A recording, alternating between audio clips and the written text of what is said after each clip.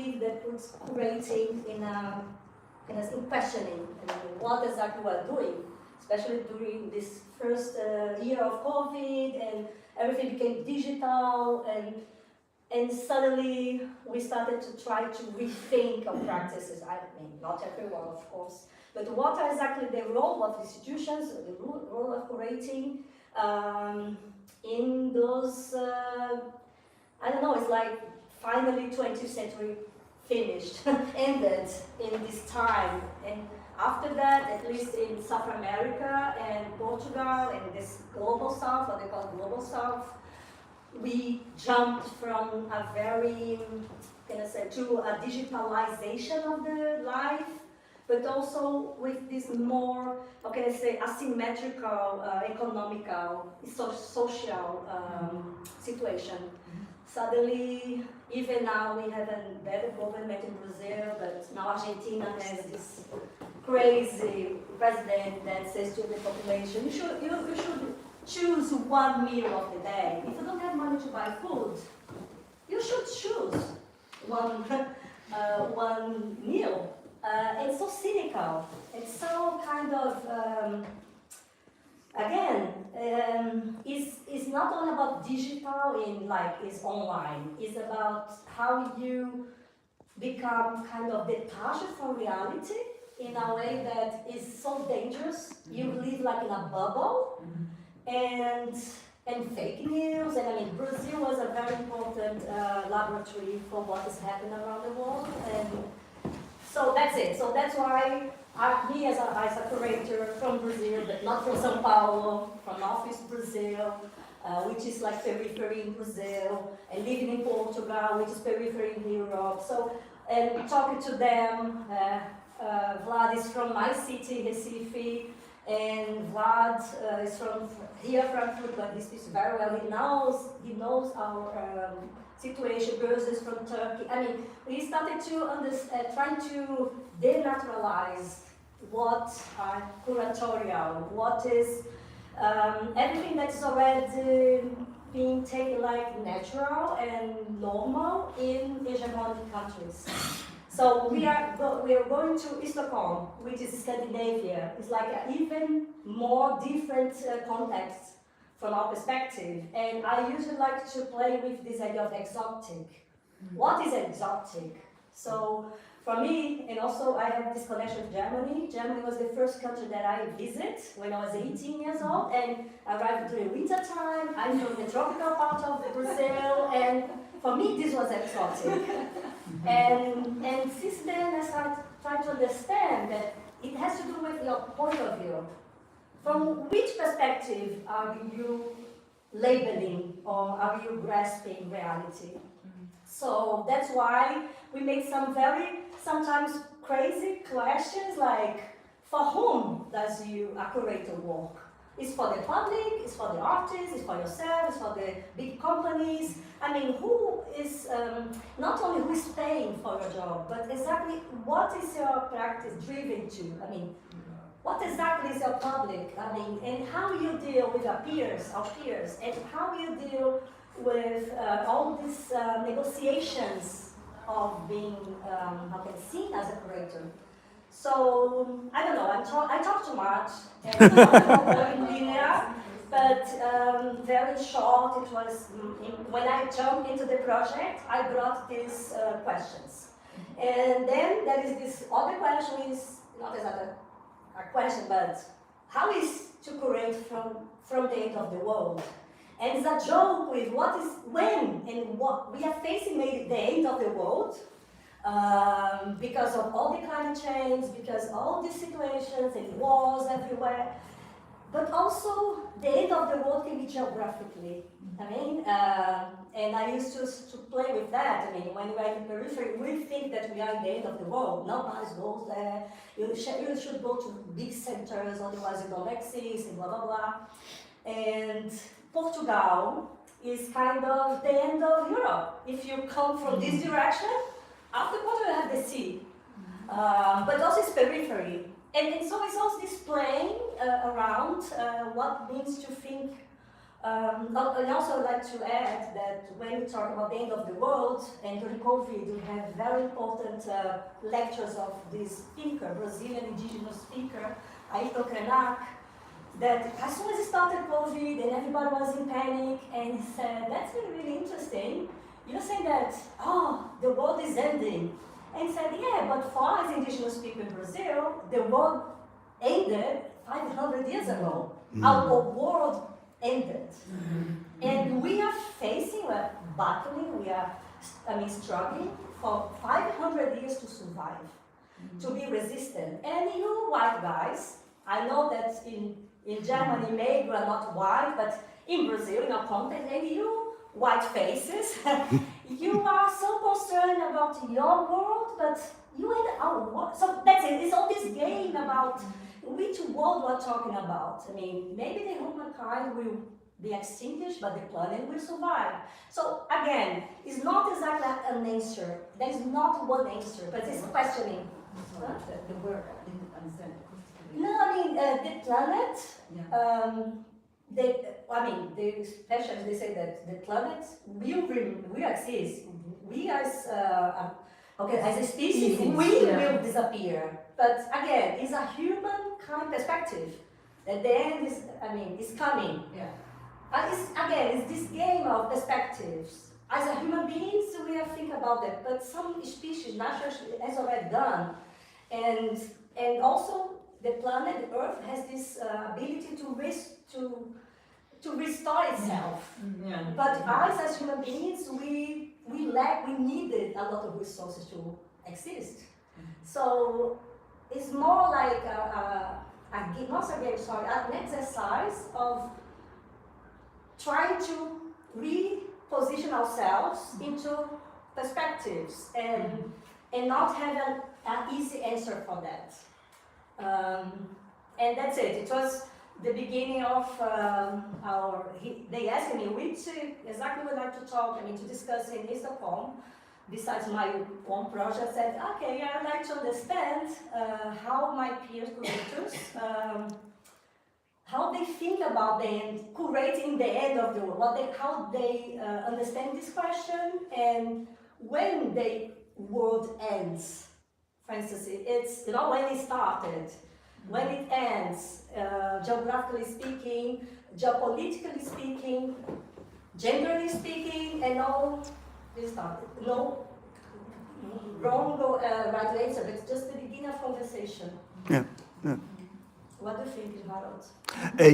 I think this is quite a good introduction also into your world of thinking. About thinking about the world and what role every person has in that world, and now maybe we can ask you to dive into this. Yeah, as I think that with this moment of climate changing and all this emergency that we are facing. I know that Germany is a very precautious country to think about global warming. It's definitely different in other countries. Totally different from other countries. Yeah. But things are happening, it's still happening, and you cannot battle alone. You need everybody to be on the same boat. So I don't know, maybe we can start like that as you three, you have this experience in Germany and with this environmental thinking very strong, education also.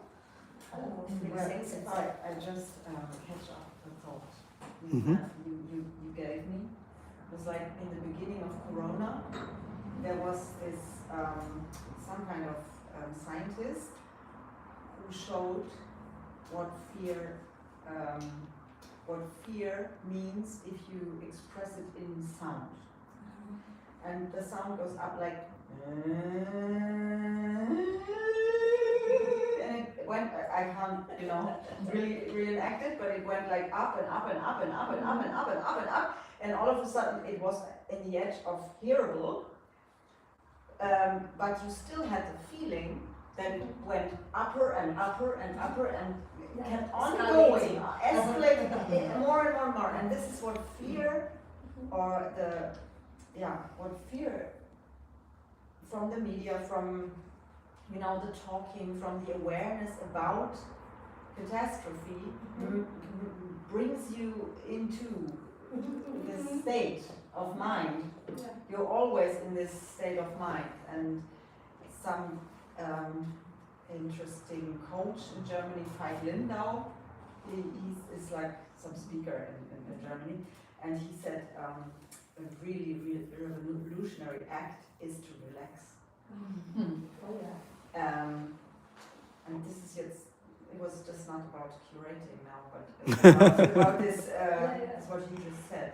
Yeah. Because I think when you think about even to say end of the world is something that puts you into an alarm state.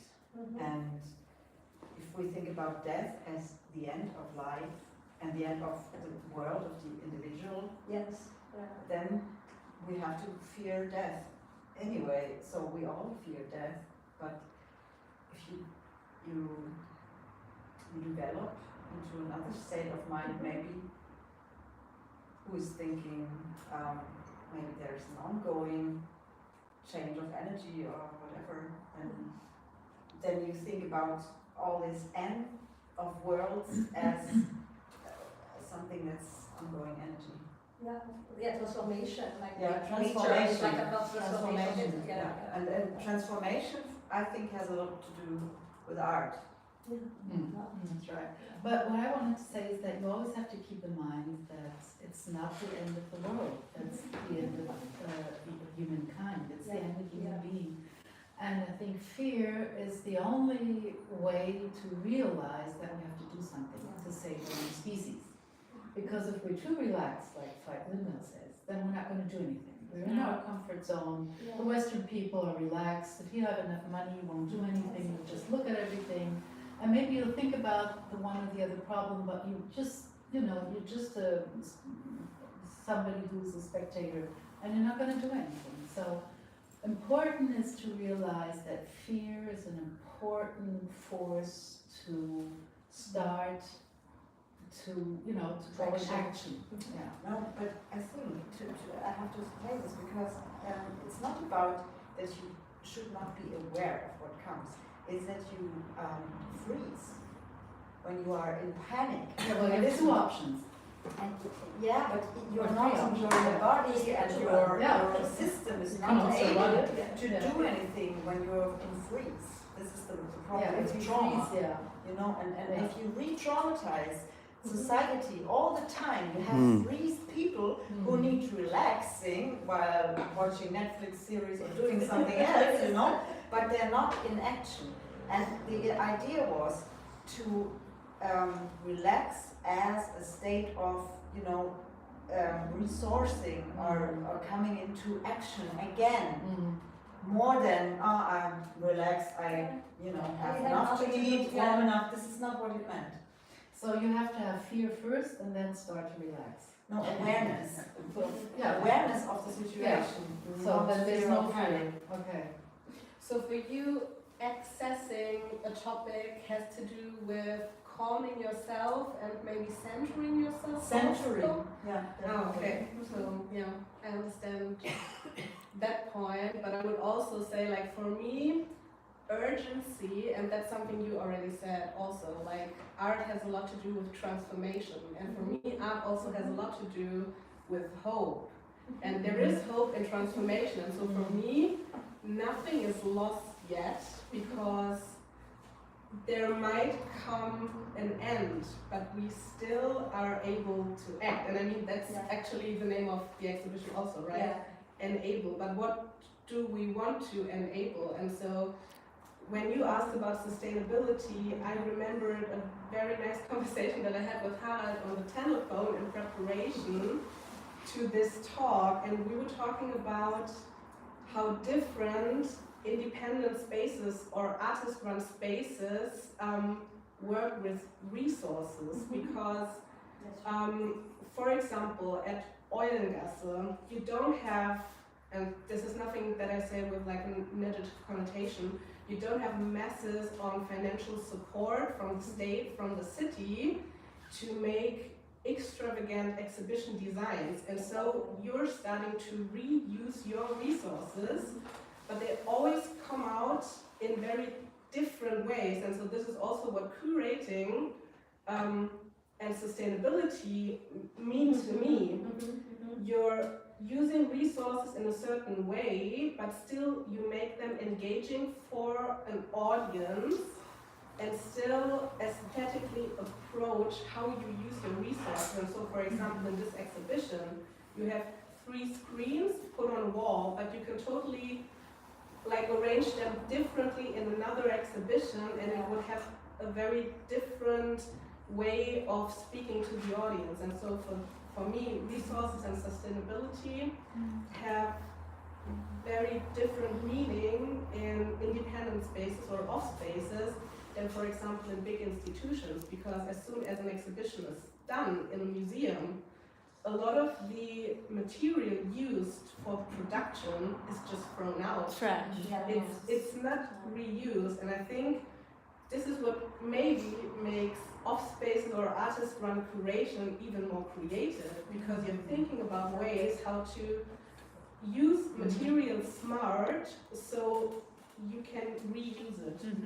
Actually, can I add something? I'm so happy that you impact in this topic, because it was also our concern in Stockholm. And when we asked Cristiana, can you talk something about that? And can you give some speech? She offered for the end of the world, but the another curator from Turkey, Melike Bayek, she offered to talk about the process of doing exhibition in a sustainable concern. It was another topic we discussed in Stockholm, and it was also really nice to bring this discussion into the independent art fair, the biggest independent art fair in Europe, because since we are lack of some money and resource, we always reuse the material what we have. As far as I remember, they are the donation from someone, and the plate that we used this before like many times. So we also concerned about that, how we can, if we are talking about sustainability, so we have to do a show that to care about the environment as well. So thank you for that. That's why I wanted to add something, that it was directly to the point that our concern in Stockholm. So, and if I might add, I mean, it's not, or maybe this is also something that is nice to think about. It's not making an exhibition from the standpoint of we want to be sustainable. of course. But the process of using material is sustainable. Yeah. So it's not that hard. It's not that hard, and it's nice to just to think about this, to start to think about this. But And there is something that is interesting when we dislocated this situation to South America, for instance. Even São Paulo, which is a big city, metropolis, a lot of money, we have a very important biennial, blah, blah, blah. Institutions there, they don't have this much of resources too. So it's like you have to be very also creative to reuse it, because that is a luxury to throw out. And the dream of a director of a museum in Brazil is to do that, to finally can do something fresh from scratch. We have always to reuse it and to rearrange it, otherwise we don't do much. But again, that's it. It's something that is important to understand this diversity of point of views and of practices at the same time. And not to be a joy killer, just because again, how it is in places. I remember, for instance, some friends from this association, IKT, from curating, Independent Curators Association, and we are discussing the possibility of having one of the meetings that are always happening in Europe, and it's like international associations, and we should do something in other continent. Why don't you go to São Paulo? You have a very important blah, blah, blah. And they said it's very far away. They said, yes, but for us it's also, Europe is also far away. And we come here all the time to Documenta, to Venice Biennial, maybe we should try. So again, and then they said, okay, but we should start it now, 4 years before. And they said, ooh, nothing happened in Brazil 4 years before. Because we never know the political situation.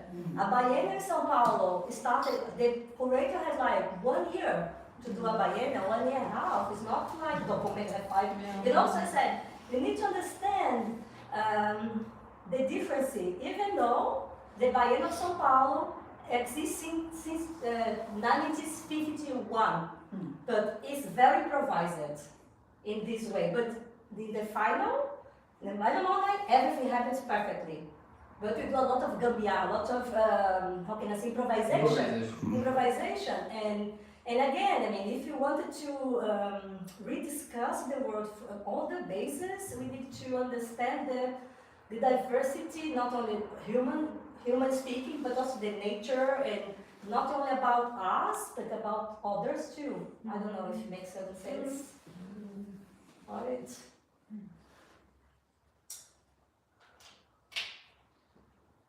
Yeah, we have a lot of resources in this part of the world, and they're not used very sustainable, I think. And also in the art world, I don't think they're used the way they should be used to really make a difference. Yeah. So I see when I look around at the moment that there's a lot of historical stuff that's going to be shown again, and when I think there are so many young artists that, you know, they have young things to say. They have this is another fresh generation, another generation that has new chances, not to get rich, chances to change something, and they still like keep to the established stuff, which I think is a problem. Yeah, sometimes, I mean, 10 years you have the same artist, but in the same city. Yeah. Like, why? A big, like a blockbuster exhibition, just because this is like him of Clint in Stockholm. I mean, she's a very important artist, but in 10 years she was presented twice. And she's dead. Yeah, right. So how is about the young female artists or trans artists? The old female artists as and the well, old, who are exactly. still alive. Exactly. Because Yeah. there's a lot of wisdom over the years that Totally. has to be shown, and Exactly. this is the problem, because the money is on the side of the established art, and this is what art is. Exactly. If Yeah. there is something like an opinion, like something that's under sub move, or how to say, Yeah. there's no investment, hardly no investment. Exactly. Yeah. Totally agree with you. And this is something, if I, work as a curator or like do something, then this is something I would have in mind, to really change perspective by showing people who are not shown everywhere else, for example. Yeah. Maybe we can get some more information about you and your practices of finding these artists that you mean now. Maybe in your how do I you? was just thinking, Yeah. Actually, they come by themselves. Okay. Right, yeah. They find us. Okay. And we approach them when they find us. But actually, this is a good question. Did we ever think about that? Yeah, we thought about it, and all the time we started searching for people came. That's right. So it was something that went by itself. So we just picked whatever thought fitted. But Sometimes we pick themes, and then all of a that's sudden people appear. that's the point. That's what I think too. So we had an idea, and this was spread out. So About what we wanted to talk about, for example, and then and it just came to us. it came to Whatever. us. Right. But also it was we had the focus on female artists as well. So this is our percentage on female artists is pretty high, and maybe that's what's important right now. So when we talk about established art, and you have a lot of established artists that are male artists, Yeah, old yeah. male white artists. You have to put our focus in the other direction. And so, but when you have your focus open, I think it just comes by itself. Yeah. So this is something There is a we really strange thing in Germany about female artists because you get scholarships till you're 35. And then after That's that, right. you don't get any more scholarships. Yeah, It's yeah. over.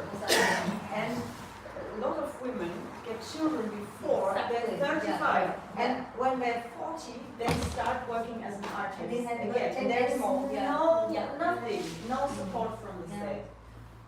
This is, for example, something which I thought we can like undergo by giving a little bit of chances or right. even, you know, some talk, some possibility to show up.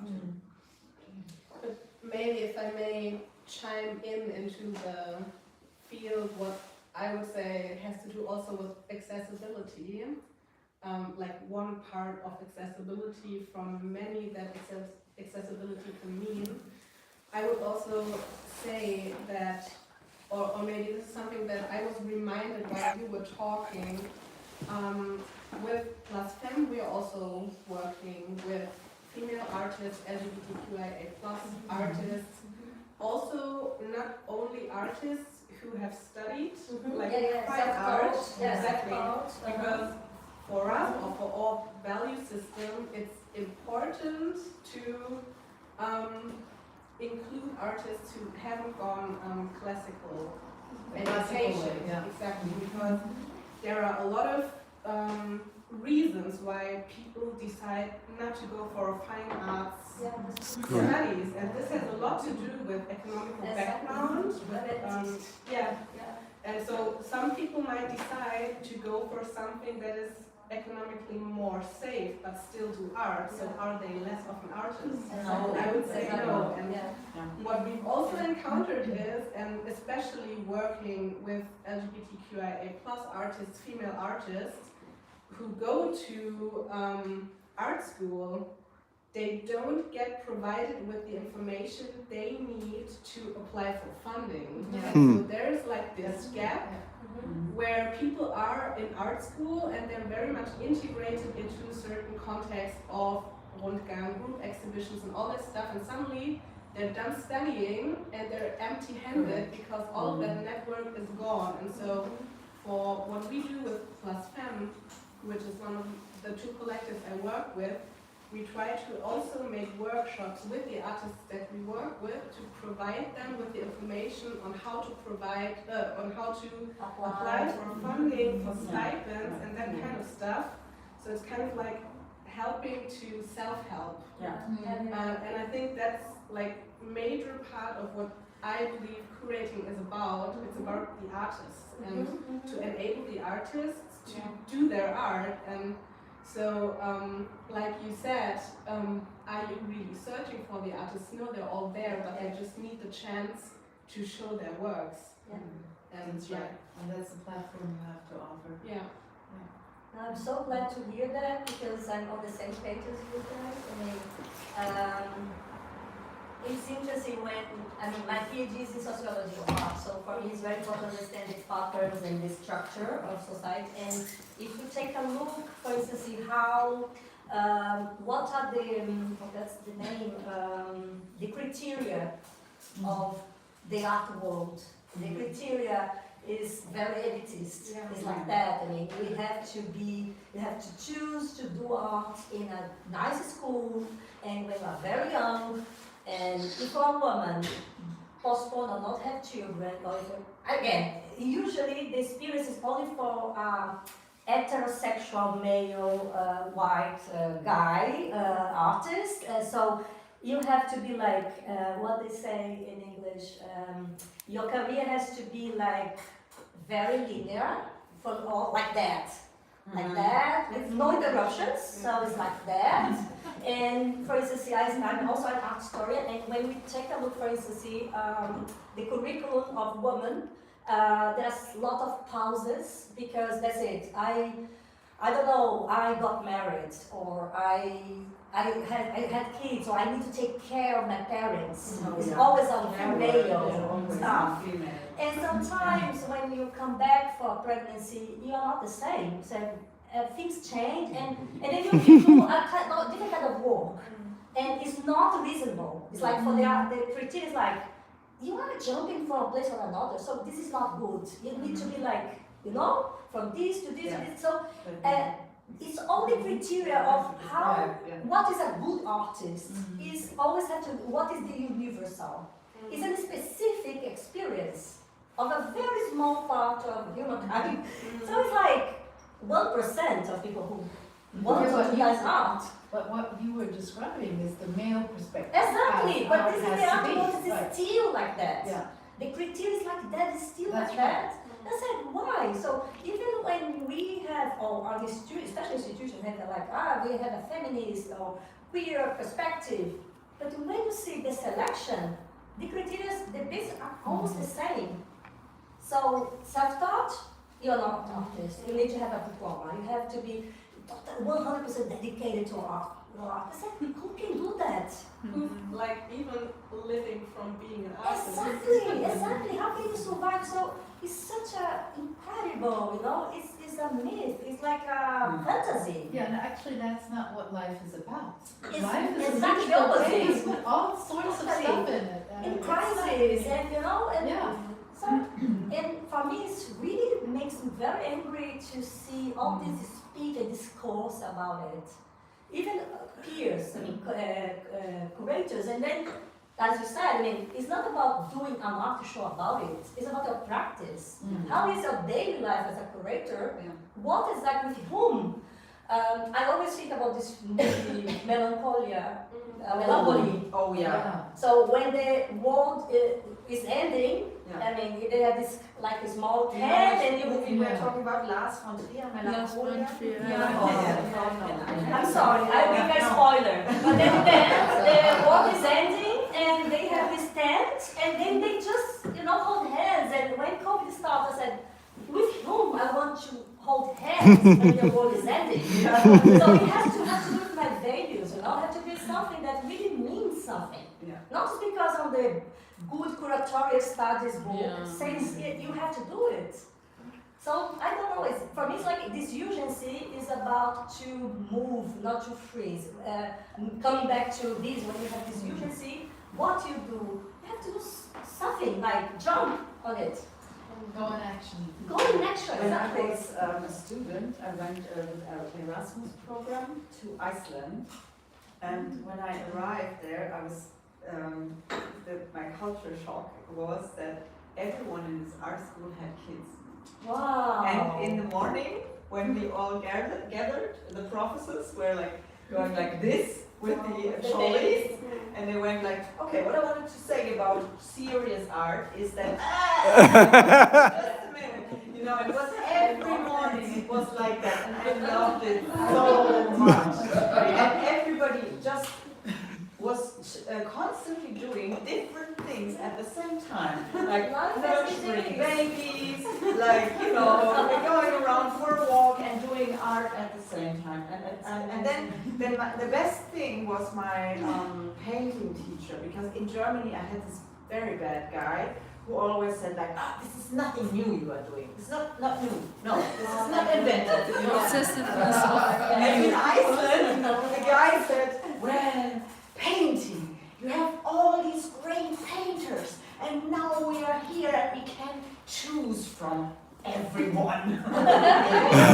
we take this from him and this from her, and you know, and then we mix it all together, and then we have all this access to this great universal power of art. And this was like the energy of this art school, and so different. And all the people, my friend, who really, you know, was serious about becoming an artist. She had a Christmas shop, which was, you know, she was earning money for the family, and her husband had something else, and I don't know how they managed, but they did. And it was not, nobody said you are not a serious artist. It was more like, oh, how cool you have these resources, then you can invest in art and my art. You want to buy something from me, and she was like, buying art from other students who are not in this position yet.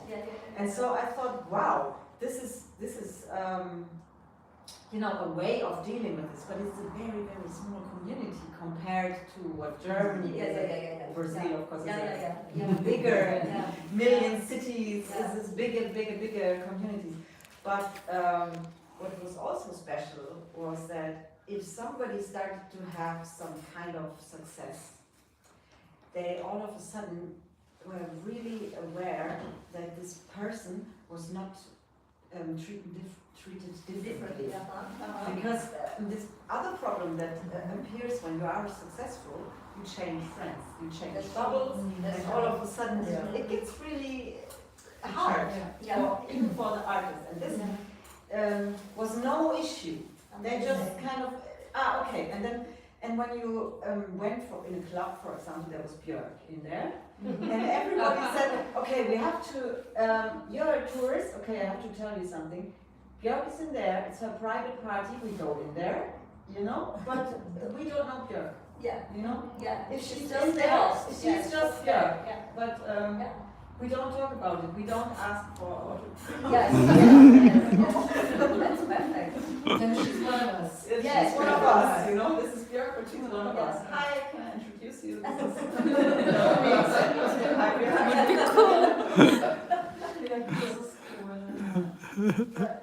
So utopia. We're talking about it. Well, maybe this is possible in a small community. Or maybe this is the future that maybe you should pursue. I mean, a way that, again, that crash everything and start, I don't know, make it differently, I don't know. I don't have answers, just I love to hear that it is possible, even though it's a small country. But it's amazing. And then I thought, okay, now, and everybody said, when you're in art school, having kids, that's the best time, because afterwards you don't have time for all this pregnancy stuff, And then I thought, okay, I go home, and then I do the same, and I experience a really hard world, because it was not like that, not at all. Du musst dein Kinder verstecken hier, oder? Yeah. Entschuldigung. Yeah. Like that. Hide it. You're not a real artist if you have kids. Exactly, That's that is because you are in one can. of the most important countries that defined what art is since century 17. So this is very rooted, this way of things, how things should happen. And Iceland is periphery, so that's again when you are very far away from this powerful center, even though you are orbiting with off spaces, but again, this is a very important country, detecting rules, what modern art was, and blah blah blah. And when you are not, the most you are far away, the freer you are. How to, because the institutionality is not as strong. So you can invent anything. In fact, you can reinvent, the dynamic of stuff. But in a place like Germany, France, England, I'm so sorry, United States, it's very hard. So I mean, congratulations to you. You are a tough woman, fighting in a very institutional environment. I'm not sure if it makes sense what I say, but it's Eurocentric. I mean, what the art was we know is Eurocentric. It was created here, the values, the conditions, and everything, and spread around. I'm saying that because in Latin America, since very, many years ago, we are derivative. The center was Paris, was Munich, was Berlin, was London, was Castle as an institution, like a place of irradiating. But only every 5 years. Artists are not derivative, they are not original. You are imitating the role models, and it's not that. So nowadays, the art history and institutions, they are reading history of a more global perspective. They said, okay, no, it's not like that exactly. Sorry, do you want to say and I was just thinking, because what Eva has said, and I mean, being a mother, and I'm not a mother, so I'm just talking from a very generalized perspective here. this is something that applies for a lot of like areas of life, but I think this is also like very deeply connected to the notion of the genius artist. So there is like this universal male Exactly. that is dedicated to art in the most passionate way possible, and there is nothing other than art. So that's such an abstract concept. It's not realistic at all, but I think somehow, and I think that's actually a really big problem for contemporary curating practices, the idea of the genius is somehow transferred from the artist to the curator as the intellectual genius behind the exhibition, and this is like so far away from how curating should work, because This is ideological. it's very ideological, it is, I mean, this is something that then again only applies for male curators. That's true. Because, for example, if you're in academia, it's exactly the same. If you're a woman, there is this double standard that you either have to have a career, or you're going to be a mother and have a family, and then you can't have a career. And if you decide you want to have both, it automatically means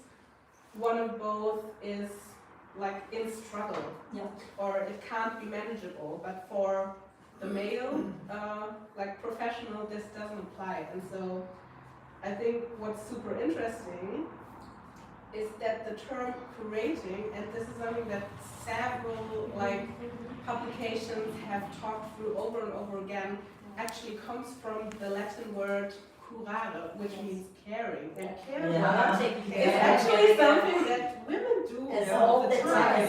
So why should a male be better equipped to do this for artwork than women? Totally true. Funny question. Yeah, totally true. Well, we just talked about care work, and now we come to Yeah. curating as caring.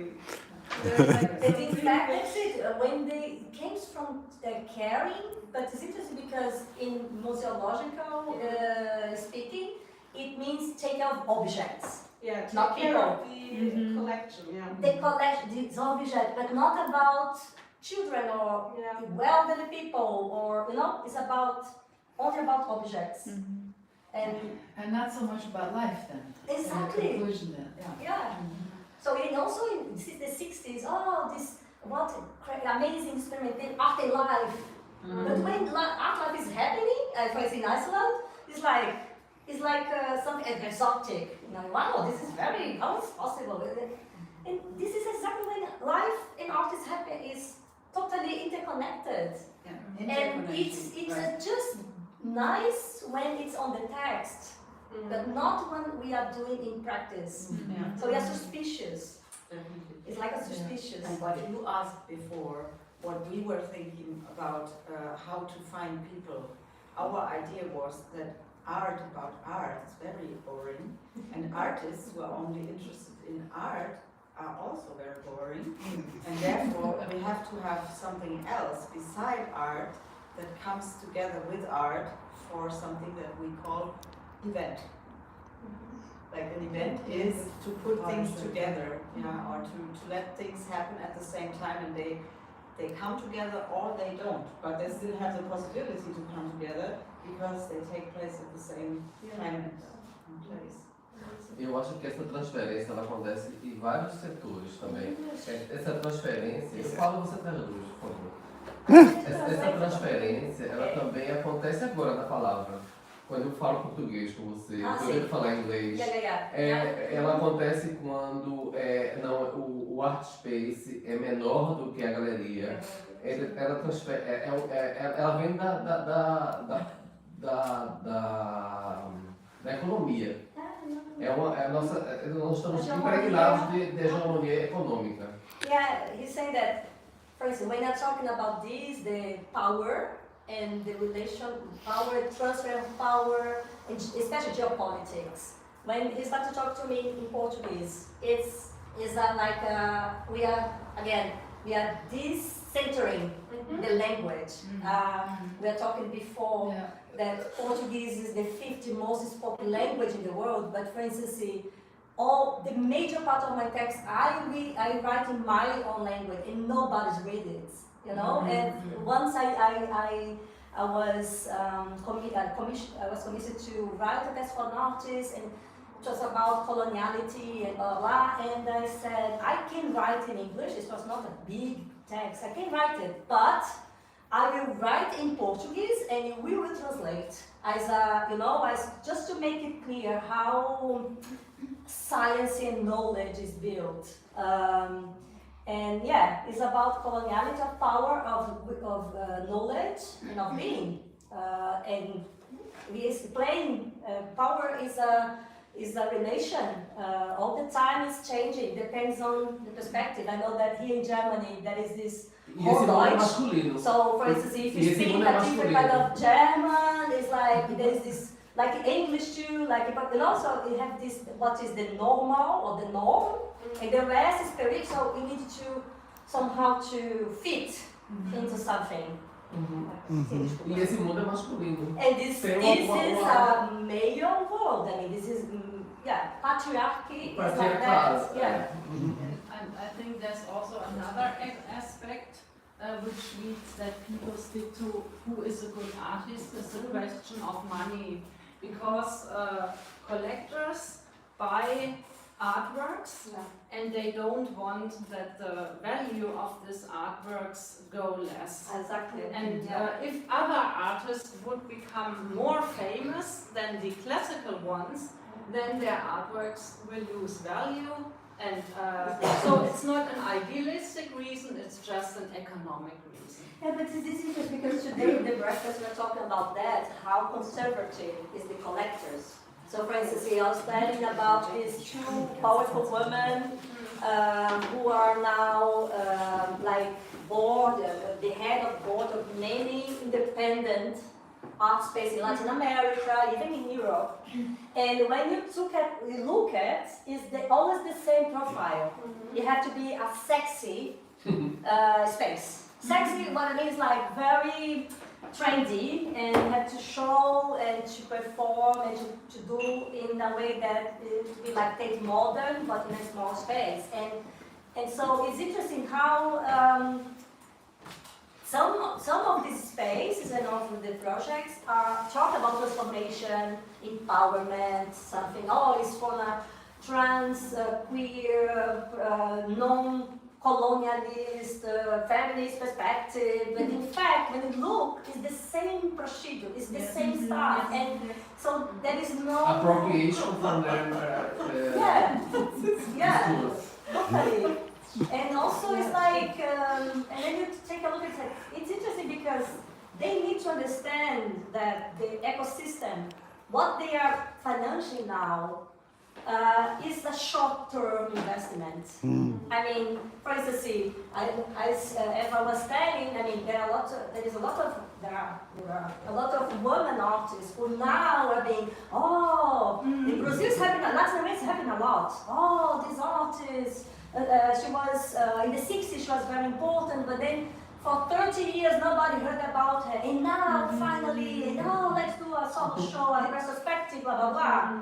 But you have to understand, you are doing this now with young, you know? So, how we perform it for the next generation, I don't know, I'm confused and I'm sorry, but what I say that, Naomi was telling about her work and her space, and you also talk about your space. I mean, you are dealing with this, maybe this woman or this trans artist that in the future, maybe they will be rediscovered. I don't know. What it is that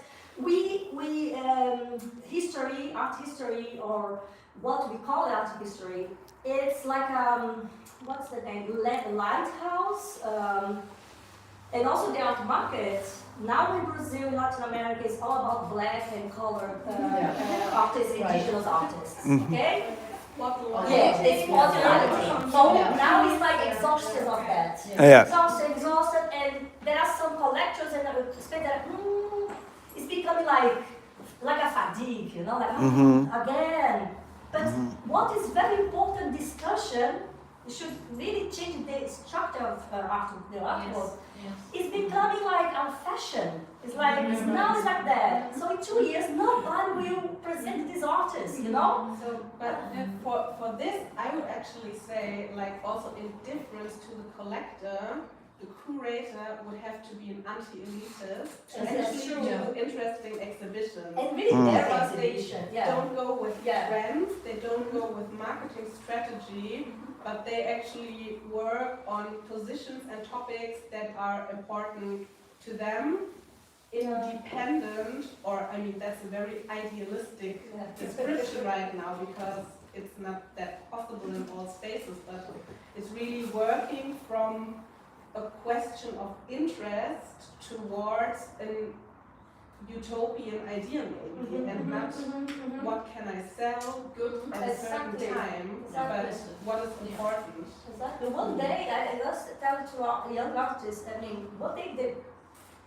the market, I mean, this will happen, but what I see in Brazil is that young artists are already very concerned with being collections. And sometimes it's like they kidnap it. I mean, you are in a phase where you should do a lot of mistakes. I mean, experiment, and suddenly you are just okay. Now you have to do exactly like this, even in a very early stage of career. So, but yeah, and also what happened in Brazil, especially after this last 80 years in Brazil, is that the power of public money, public sphere decreased, I mean, exponentially, and the private money became like so important and sometimes vital that who dictates now what is art, what can be collected, what is interesting to be found in grants are the collectors. Wealth people who in fact, what happened, when the cup happened, the impeachment of Dilma happened, when Bolsonaro was elected, I don't know if it was the Washington Post, or it was international newspaper, interviewed some gallerists in Brazil during the first art fair in Bolsonaro's government, and Bolsonaro, even before, artists in Brazil became criminalized. Not only, I mean, some artists need to respond to the court just to doing work that is considered, especially queer artists, considered like crime, like pedophilia, all this kind of stuff. So it was a very terrible time for artists, and so this newspaper made some interview. In one of the galleries, he said, "You know what? Maybe in this scenario is not that bad because during the dictatorship in Brazil, very interesting art was made." I said, "What?" Oh my God. I mean, you want a new kind of dictatorship and I mean, persecution toward artists and killing of minorities, so you can, make profit on it. How many artists do very nice work during hard times? What the hell? So it's complicated. Well, here we have at the moment, I think we are now realizing that the Second World War is not the only crime that was done to welcome this place, but there was colonization before that. So it's like at the moment we are aufarbeiten, like how to say that, in all the institutions and museums. This is like a topic. Last year around Easter I was in Berlin, Humboldt Museum, and they have like collected all kinds of art objects from all over the world, from indigenous people, and lot of things. It's like 3 big storages and rooms. It's like so really, it's immense. And then they have a very tiny exhibition, curated exhibition about what happened in Africa when colonization took place in this special place, who was stealing what from whom, and who is saying something about it now. And so I went there and I thought, okay, this is nice. This is a nice, way to even put things in the right direction, but it's still stolen stuff. I mean, it's nice to say I'm sorry, but it's not more than to say, okay, we're sorry, and we're still doing it. Yeah. But then there is this trend to like show all artists at the moment who are dealing with this topic, and it's like, okay, we are the MMK or whatever, and we are dealing with this topic too. So we are all dealing with this topic, and because we are all saying we're sorry, and of course now we're supporting artists who deal with this topic, yes, which is And washing okay. the old past. Yeah. This is the way of washing it. Yeah. But then Yeah. again, for example, I would say restitution can be combated by shedding light on artists from maybe the background that you should restitute to instead of actually restituting. Exactly. There is, for example, I would say two tendencies right now in the more institutional sphere that deal with this, and the one is, for example, and I think that's actually quite interesting, there has been studies on 3D rendering objects from collections. So it's basically people who say we right now have the possibilities to replicate these works in a three-dimensional form, might it be digitally or even as a 3D print. So we can do this and store this in collections, and the originals go back to where they belong. Like in the sort of the museum. And like the other like direction this goes, and I would say this is super like problematic. There's been an exhibition in a major sculptural collection in Frankfurt. I'm not going to drop names right now. I think it's been 2017 or 15 maybe. And it's been a collection about statues that have been purchased during the time of the Shoah. And it was supposed to show how this Frankfurt collection was mostly illegitimately purchasing sculptural works from Jewish families who had to flee Frankfurt because they feared deportation.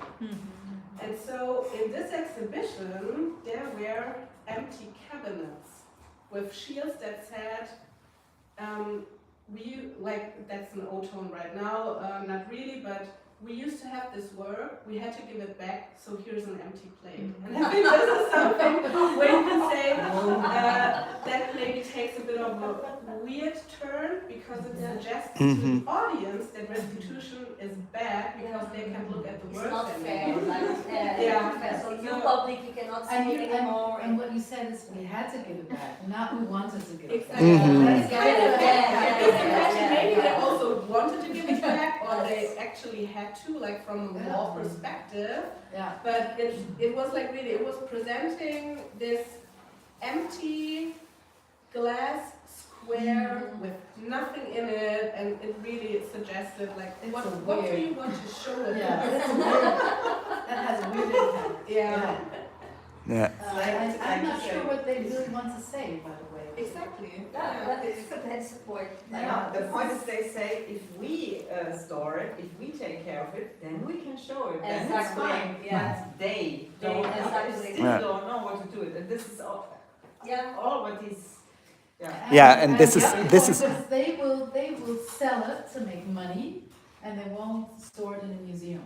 So this is the second, headline. That's They always will not behind it. preserve If we it. give it back, Yeah. they're gonna make money out of it. Yeah. And it will Exactly. go But somewhere. then again, And none it's- of their business. That's Actually. That's the point. That's the point. It's Yeah. none of their business. Yeah. So And it's it this was their business superiority before that. imagination that we care better, we take care better, we preserve Yeah. it. Yeah. It is really interesting because in Portugal we have now they are starting to deal a little bit about the colonial past, which is not the past, it's the present. It's a continuation, and it's really interesting. I do this observation. Since I started to live there 9 years ago, at first I was very shocked how ignorant, how in denial the Portuguese are regarding history, our history. But then I understood that hearing and is like a laboratory, an everyday laboratory, and there is a total dissociation of the Portuguese with the past. Like the past is the past. Now we are poor. We are a poor country. We have nothing. Don't have money to pay back. And all this stuff and this dissociation is very interesting in a point that the museums, they have no clue about that. They say this is not the global north. It's not us. As we as Portuguese were the best colonizers. We mixed with the local people. We are red mestizos. So it's very complex fantasy about the identity of the Portuguese. And so, for instance, I was in a museum, ethnological museum in Lisbon, and this guy made a very nice tour. We had like this laboratory to visit colonial collections and to take a look or to observe the performativity of the institution, how they present, how they present this discourse, and I mean everything, regard everything, how they show it, how are the texts, blah blah blah. And this guy, he made this very nice tour, and he was, I mean, well informed. And then in the end, he was showing some works from a community, indigenous community in North Brazil, and then one of the artists said, "Oh, that's interesting because this community still exists," and he didn't know. He thought that they were in the past. And she said, "No, last week just happened something in his land." So it's like, "Oh, really? No, this is now again. What the talk is not about the past, it's the nowadays, this right now happening." And at the same time they say, "Wow, you Brazilians, you are independent for 200 years. What do we have to do with that?" And there's, "Opa, oh, no, I know that is a sorry, in Portuguese is like, whoops, whoops, whoops." Okay, this is really interesting because if you really take the long-term duration history, 500 years, we see that what's happening now in Brazil is the result of what happened in 1,500 this year. So. And when you say to me that you Brazilian, I am your descendant in a way, so we are and we are not like you, and so it's all this, it's very complex, this his meeting of these two parts of this history. And for us, yes, it happened 200 years ago, but nothing happened when the independence started. It was the same elite. There was never a revolution, so it's a continuation. So what happens now in Brazil is the continuation of the colonialism. The coloniality, the structure is still the same, and as that's it. As we are in a coloniality that is periphery, we don't see each other. We don't look at each other so often. For instance, in Brazil, nobody knows about what's happening in Portugal, even culturally speaking. We know about some artists, but music, we don't know. It's like something that is in the past and also it's not that interesting. We are saying generally, look at the United States.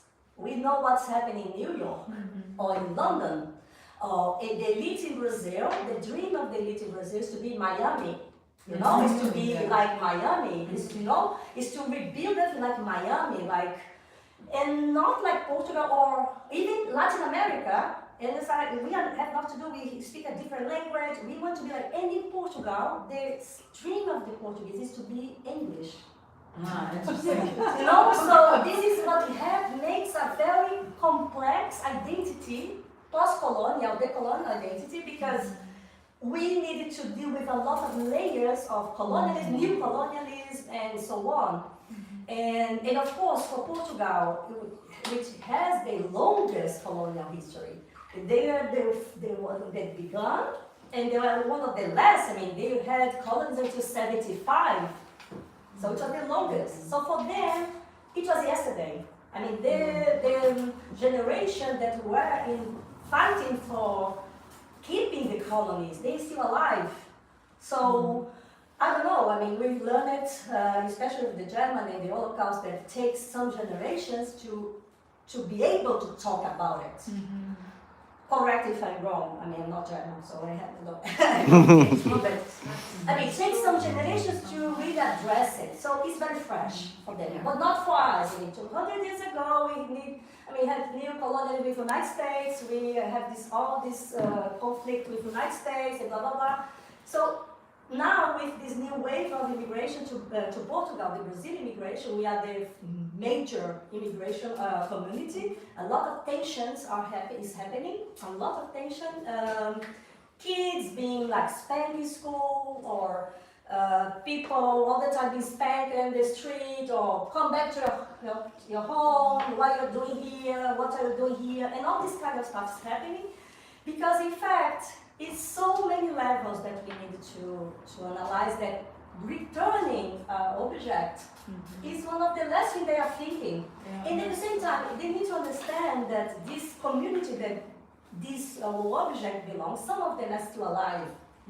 Not only returning, but what you can do with these immigrants that get sent in from the... So it's about the present, not only about the past. So I was thinking about, I don't remember exactly which countries in Africa were colonized by Germany, but it's not about only this one, Namibia. So for instance, it's not only returning the object, but receiving Namibians to live in the country. So you know what, it's about, again, not only the object, but the people, the human beings, how we can rethink about the role of each other. I don't know if it makes any sense to you. That makes sense.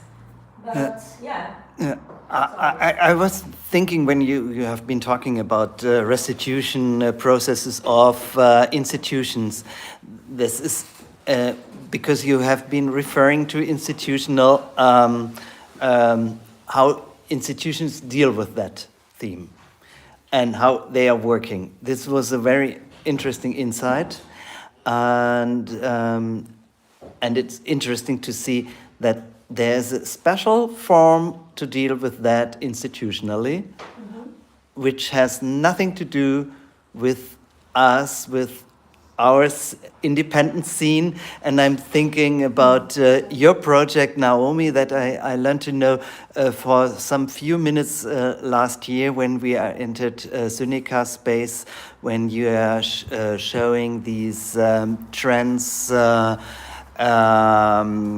Help me, artist who was establishing the first space for art for LGBTIQ artists' work in Ghana. Yeah. Actually, also something that it's nice that you refer to it, because right now this space is in urgent need of help, but I'm going to go into the topic a bit more, because we've been with Synnika working with Vabene Elikem-Fiazzi, who is a trans activist and artist and curator and organizer. Like she's doing a lot of really important work in Kumasi in Ghana, where she's running PR residency. And this is a space where artists from all over the world are invited, like a residency, to come and work there. But right now, Ghana is about to pass a very strict and very discriminatory anti-LGBTQI+ law, which would actually even put the person who owns the space in danger if he rents out to a person he knows is queer. So you have to really take this in. A person is renting a space to work, and if the person who owns this space doesn't inform the authorities that he's renting out to a queer person, he makes himself a subject of illegal action. So this is really harsh. This is really harsh. So if this law is passed, this would put a lot of people who are affected in danger, but also their allies, because they will be the subject of repression as well. This will break families, bonds of friends. It's really hard, but yeah, just to go into this topic again, Vabene and PR Residency now want to buy a space that they own, so they can create a safe space where they cannot get kicked out if this law is passed and they lose the house because the renter, the person who owns the house can't rent it out to them anymore. And so they have a GoFundMe where they collect money so they can actually buy a house. And if you go onto the Synnika website, you can also find a lot of information about the project that we did with Babine and also Vanessa Moa-Opoku last year, who is an artist and curator who lives and works in Berlin. And so basically what we did at Synnika was inviting Vabene and Vanessa to do an exhibition here in Frankfurt that sheds light on the lived reality of queer artists in Ghana. And I think it's also important to note in this context that this is not an exhibition that I could or would have wanted to create. So at Synnika, it sometimes is curational work, but a lot of the work is also programming. So we invite experts who can work on a certain topic that I'm not an expert in. And I also think this is a very important part of curating or deciding who you want to invite, because I'm not an expert on a lot of things. So why not invite people who can present this from an authentic and important perspective that needs to be shown. And so the two of them invited artists from Ghana as well as from diaspora Ghanaian communities to exhibit their works there, and they created this very beautiful group show. And yeah, so I think it's very important that they have this opportunity to have our space and present this topic, and there were a lot of people coming who are very aware of queer liberation, I would say. They were like, oh my god, how could I have missed this development? And this is actually something, it's not just in Ghana, it's a development on the African continent as a whole, and different countries are about to pass very discriminatory laws, and this is something that the diaspora can also have huge impact in stopping, because even if they live in Europe, for example, they can still impact how their politicians can make the course of such politics by speaking up. And so it's super important that allies speak up. And I would say curating in this sense can also mean doing ally work to empower voices who aren't heard enough. But I'm not sure actually if this is what you wanted to have me talk about, or if I've talked about it too much already. But yeah, But this is very important. Exactly. Very important point. And we know nothing about this. So this is important that there's a statement to be made, I think. Yeah. I was just, and so saying it again for Synnika, I mean, we are a collective of 6 people who run this space all together, but still there are things that are not within our field of expertise. So it's important to invite people or give them a stage who can actually say something about it. This is so no-egoic. Egoic? No ego. This is so not, that's it. Anti-ego, you know? And for me, what makes it so distressful is this. What is in, when we think about curating, this person feels entitled to sometimes to talk and to sometimes to appropriate research and work for other curators who are not that, it's not the star curator, it's not a Uber curator. And I think this is exactly the future of curating should be. Working together and sometimes just giving up of your power to decide. Just Then you go, someone else can also talk. It's not only you. Yeah, and I mean, it doesn't take away something from you to let Exactly. someone else speak. Exactly. And I think in that sense, that's a very feminist practice. Totally. Because Yeah. Collaborating and yeah, decentrate and yeah, horizontal. It goes back to the origin, caring, as you Yeah. said, Yeah. right? Yeah. So that's actually what it's all about. And I think what I learned about somebody who was a great curator was that really the strength of a curator can be to make work understandable for the public. And this is what I think is, is curating the best way. And if you have topics like these, Yeah. it's even more important to make things understandable for the public. It's like you are like a translator, mediator, like a kind of, mediator, Yeah. translator, mediator. Mm-hmm. something like that. Mm-hmm. Mm-hmm. So I think this is the real curating the end of the world. Because a world patriarchal ends, hopefully, and a new world can emerge. Yeah. And it's so nice because I think we are the same generation, are younger. Yeah. With the younger, it's really nice to have also this encounter of generation, hearing another, another voice of another generation. It's really nice. I'm really interested in if the audience has. Totally, yeah. Some We are talking questions. too much. Because I get a little bit nervous by the camera. I have this wish that we could like talk together. Yeah. Questions? Because there's still so many interesting things here and to talk about, but I really would love to get in contact. I'll try in English, but I'm sorry, but if this sounds horrible, just say. Langsam. Sorry. I think art is a kind of a wheel in every society. It doesn't matter which society we are living. That's just a kind of anything else. And it depends on you as an artist how you handle with it. And so it's always very interesting to handle always every day new with this wheel of what exists in society, like in the engine. It's working lots of wheels. And so is art even also a kind of wheel that you are the artist.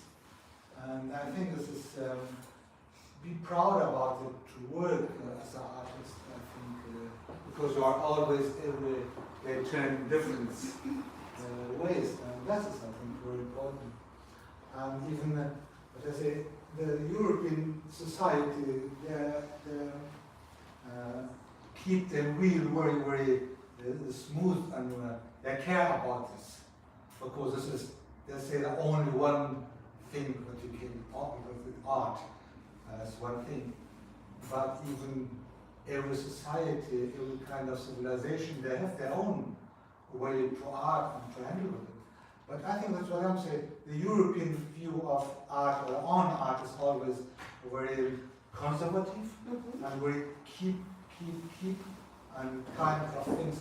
I've realized the first time in Europe things like copyright. I couldn't understand what copyright. And that's what I did. Where are you from? I'm originally from Afghanistan. From? Afghanistan. Afghanistan, great, yeah. But that's it, is exotic copyright. I mean, again, with this game of what is different, and yeah. I have a question for you. Sorry, forgot your names. And you told that you don't find the artist, but the artist finds you. So you have a lot of applications. And how maybe there are some artists who are not very good in writing applications, or they don't like to apply. No, we So don't how know. do you deal We with had that? So, applications actually, especially Yeah. after Corona, everybody had scholarships from some Corona something, and then the people had in their scholarships somehow something that they have to exhibit after they did their project. And then this was the time where we had some applications. Yes. But Okay. we never took applications and we never wanted to encourage anybody to send applications to us. Because we did not want to decide because somebody applied. But that was not it, because we never felt like the people who wanted to have made a decision about somebody who is trying with an urge to go there, to do something. This is, well, feels not good. I don't feel in the position to, I don't want anybody to do this, so I don't want to be in the position to say, no, I don't want this. But still, we made decisions way before that. We had like a theme and then people coming into our lives, and we decided that we wanted to do something with them together. And our projects were always involving ourselves as well. So we were involved in every project, either artistically or with a topic or with somebody we wanted to support, or we were always involved. We were not standing out of this and giving people opportunities who were trying hard to get these opportunities. Because that was, and please don't send any applications to us, never. This is horror. I mean, for me it's horror to send an application to somewhere and be like, oh, I sent you this application. And I mean, we never really talked about it, but I think we kind of, it's the way it worked. Yeah. I think there Because was. we were always in, I'm sorry, just a moment. We were always in contact with all sorts of people. Yeah. We were always in discussion about certain topics. So this is something that we worked on, and then sort of an idea was born. Yeah. And then we went out and, we knew exactly who we wanted to invite and how the exhibition or the show had to be, and how we would work with it. So this is how it was a collaboration with the topic and with artists, but it was something that grew. So it grew together with us, and actually we're not so much as an off space as we are a project.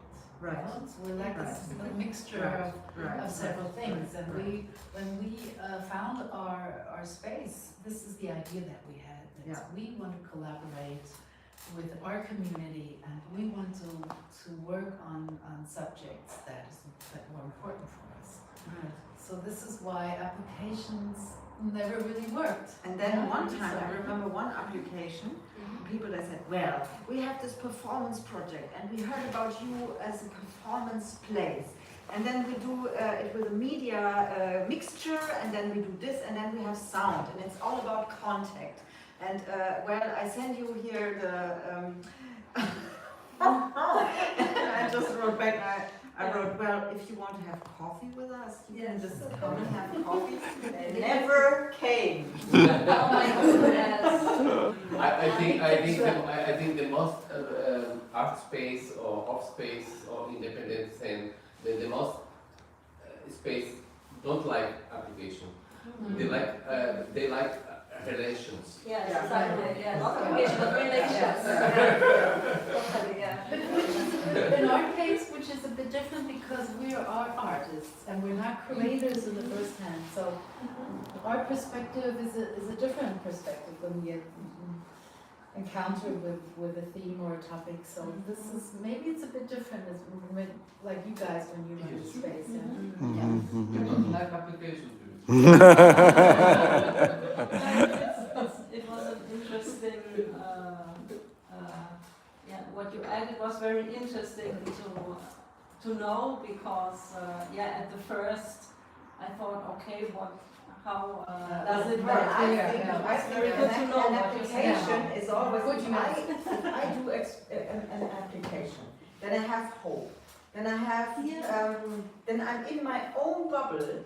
I want to explain something about my work for somebody I imagine as Mr. or Mrs. X, like God or something, and I want to show God what I do, and it's great work I'm doing. See me, please see me. And I put this other person or this room or this place, this institution in this position.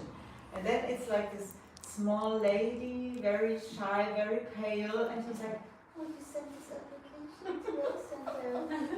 And then you know, I think there's so much projection from people who do applications, and if I do it, I'm always this small child, this person who just finished school and who just wants to be something in this world and wants somebody to say, you're fine, you did well, and now I give you a chance. And I think we have to end this behavior.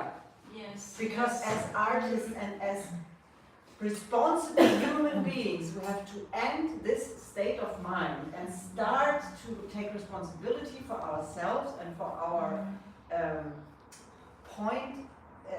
how you say it, for our place in life, in our place in life as artists, as people who have to say something. If we don't have to say something, we can just shut up as well. We don't have to be famous. You have similar experience with big institutions too, or not? Sorry? Big institutions, you have a similar experience with application on other big... Of course. No, that's interesting because I was, for 10 years of my practice, I was institutional curator. I started curating in an institution.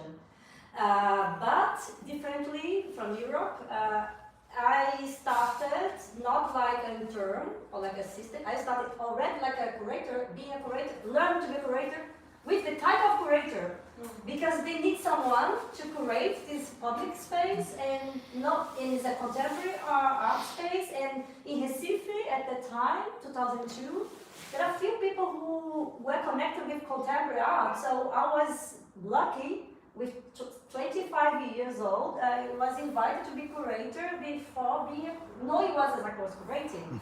So for 10 years I was an institutional curator. I saw my role, it's interesting, talking about empowering artists to be independent, autonomous, and how to, and when it's needed, to apply for a fund or something. So 10 years of my work was helping, it was a very important time in Brazil, Lula, because of Lula, we started to discuss cultural policies. So I was in charge of building an institution in Brazil in Recife in 2002, was not an institution as is here. That's why it doesn't make sense in this context, this, what's the name, anti-institution, what's this, institutional critique, because they are not institutions, so we cannot critique something that is not there. So we were building institutions, but in a more open way, blah, blah. And this is because I was in charge of many, how can I say, application board, I mean, to selection boards, and in 10 years, and almost 22 years, we learned how to be quick in reading, as in this yes, this no. And after 10 years, I was totally exhausted, and I didn't believe anymore in the system. I felt like I was directing a museum, I was still very young, and I was like in crisis. I said, I don't believe in the system. I was like a machine.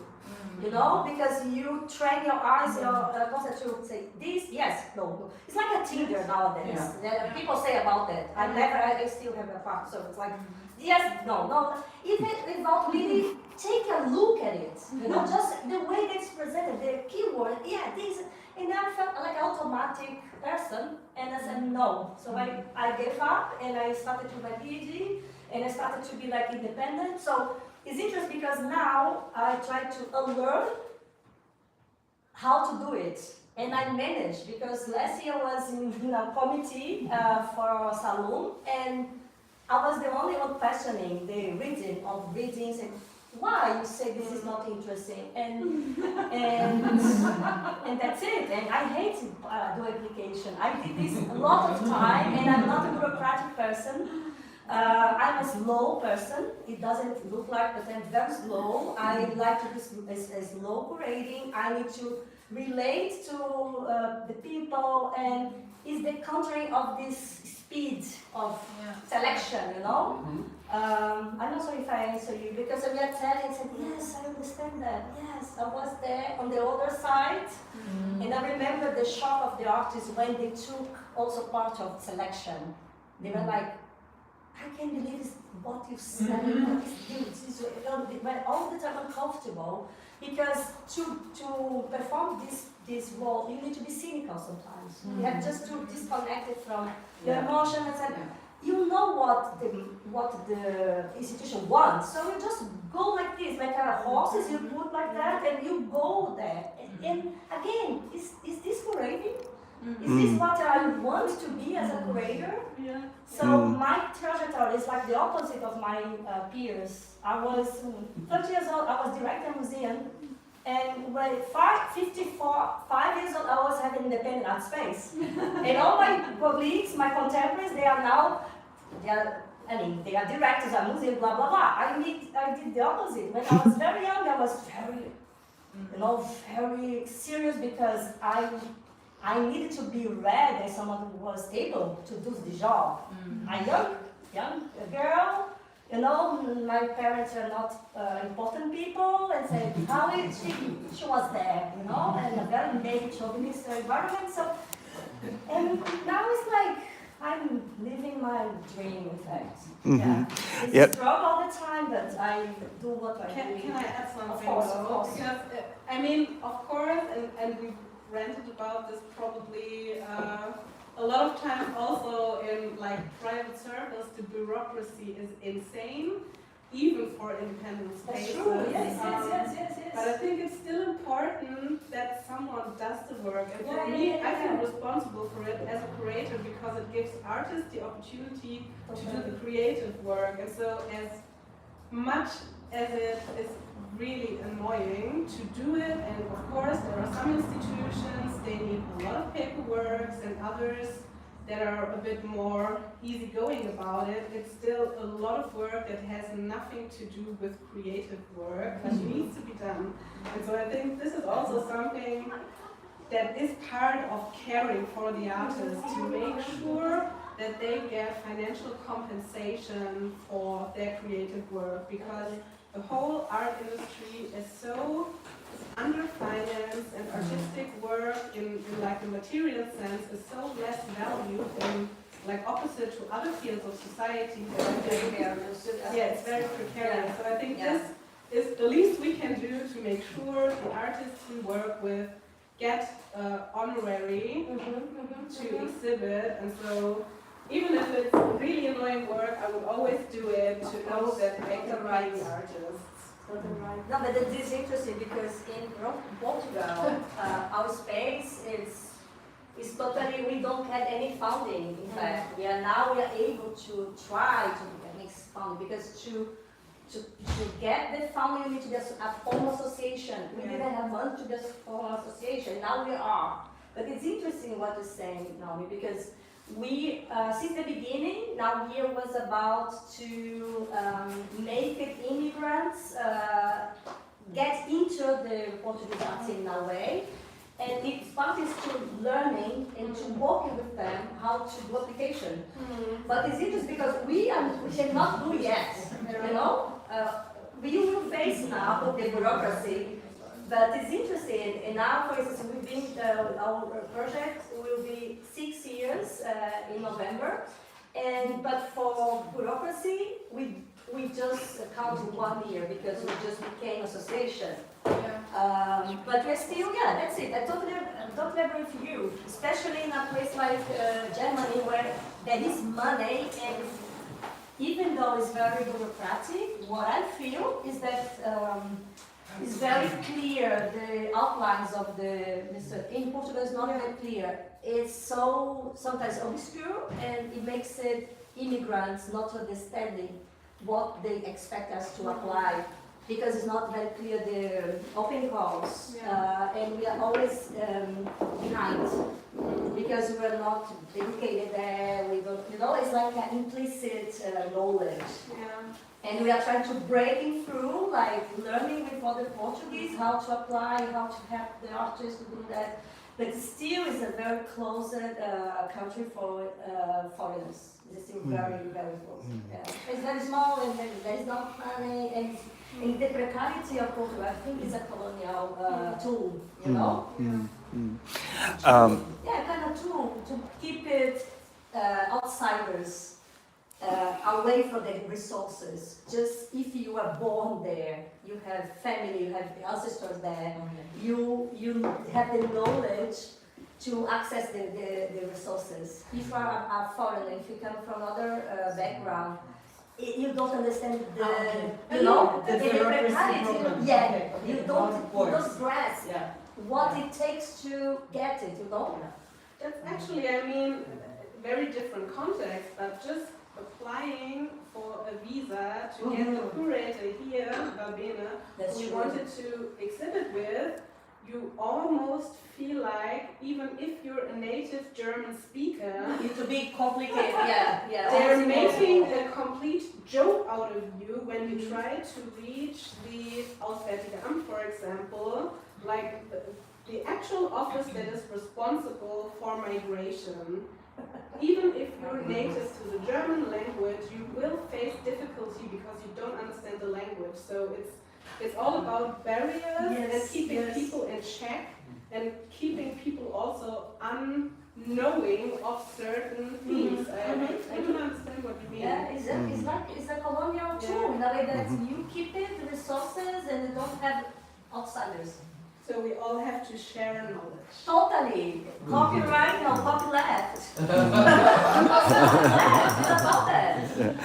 Yeah, I just wanted to come back to something that you have been talking just before the last thing. It was about the role of the artist and the curator and about that genius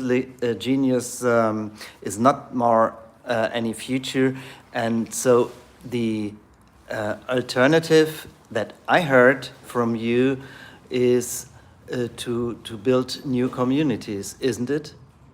Like new dynamics. Yeah, but also new communities of people coming together. Like Synnika is a collective, and is also building a community around this collective, around this, and also how Eva and Dede. Where have they gone?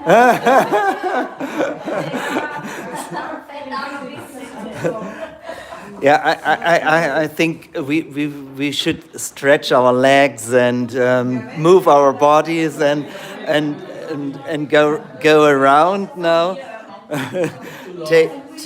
Take a beer and something like that, and Maybe it's the last I'm exhausted from the yeah. So maybe we can close this round table at that point. Yeah, continue the conversation.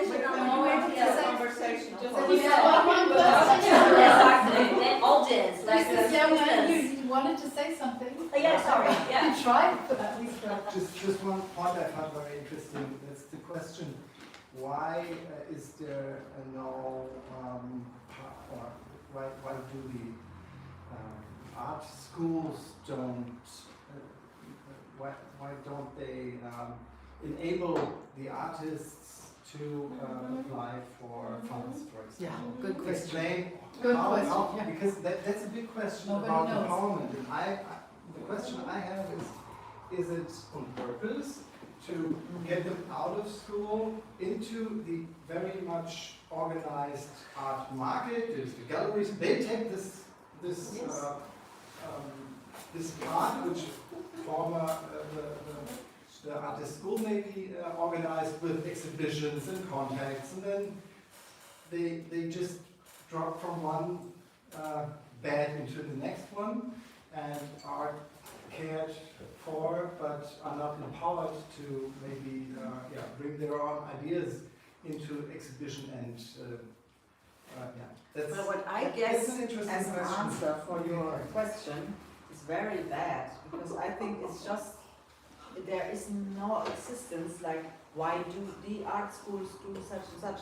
Because in an art school, there are no people who are, talking about what do we want to do good in life or for society. It's only Professor X Professor Y, Professor W, or whatever, who is like the big guy who's like saying, well, I think about art in this way, and of course, I have somebody who's very talented, and I will put this person very far up there. Yeah. So So there's this privilege of vitamin B. this is the reason, and there is no, okay, we as an art school, as a collective, we want that people, you know, reach far in life and they all get wealthy and everybody's fine. It's not existing. But this is a very important point from my point of view, because I mean the question of the young lady here was also this: how can I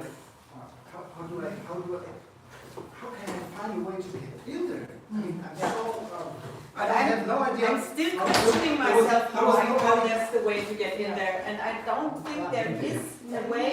If I still think I have to get in there, that's my way out. So I have to make the bubble myself where other people want to get in, and then I have to be different, and then I have to say, okay, if you want to come in, you don't have to do nothing but to be yourself. You know, and this is the way I can change something in myself, and then I change something for others too. But if I want to be part of something which I project as something great, and I have to rethink this thought. I get that point, but the question is, if I'm not empowered while I learn, I mean, when I go to art school, I'm not an artist. I expect I will learn what could be a way to become an artist, and it's very important to get the tools that give me possibilities if I don't want to connect with the institutions, with classical galleries. What could be my Einfach da auf Ausmachen oder muss das speichern irgendwie? my idea of art. And Yes. for that, Yeah. it's Okay. very important that I can empower myself to just But find still, ways and just if know about it. I mean, I think that's I mean, it's not me saying, oh, galleries are bad, or institutions are bad, or museums are bad. It's just, if I do something, and I'm just into this topic, and I really have to say something, then maybe I get the chance to, because somebody sees that, by coincidence, or by me exhibiting it somewhere. But this decision, I want this to be seen, is my own. And it's not the decision of somebody else who decides about it. This is the difference, I think. And of course, and when you go to art school, of course you learn about these things. Where do I have to apply, and who do I have to ask to exhibit there at first place, and so on. This is the game all the time. And nobody is free from this game. But I just don't want to repeat it by putting up a platform where people have to play the same game to be part of it. This is the only thing. The rest is fine. I mean, I'm playing this game myself. Of course, all the time, everybody does. And I'm playing it anyway. It's interesting because in Brazil, for instance, we have two situations regarding this. Why for instance, in the most traditional art school in Brazil, which was former Imperial Academy of Arts when Brazil was, I think not anymore connected to Portugal, but was still a monarchy. This school is still today, so it's the oldest. There, the artists who work as teachers, they are kind of classical and skeptical about contemporary, about art, the art market, the institutions. So it's like a kind of out of time space. They are more connected to the 19th century than to 21st century. So for them, art is something more like spiritual and not connected with mundane or earthly things. It's more like it's not like a genius. I'm inspired. I do something, and usually it's more formalist way. But there are other. If you go to the other point, like the other part of it. You have a more market-driven or more contemporary art school, college. Some of the, the teachers are artists who are really into daily life. They are, how can I say, they have galleries, they go do shows, sometimes they have independent space. And sometimes it's about of not sharing. Because this still will be competition to me. So, but again, I'm generalizing. There are this kind of stuff, and some of them really don't know how to do it because they were not taught. So again, it depended on the case, each case. But sometimes it's about a distinction, like Bernaudier said, it's a distinction. And there is this reproduction of oppression. You know, I was not taught, but then I understand for myself, and then I don't want to share. Nobody taught me, so you need to learn by yourself. I don't know, it's complex, but in fact, all these rules, they are changing all the time. So what means to be an artist 20 years ago is different from now. I mean, what kind of technology you need to succeed, even to continue doing your artwork. I don't know. There are, for instance, a generation in my city, in the 80s, 90s, they don't know how to do a portfolio. They don't think it's important. They don't think that it's important to contextualize the research, for instance.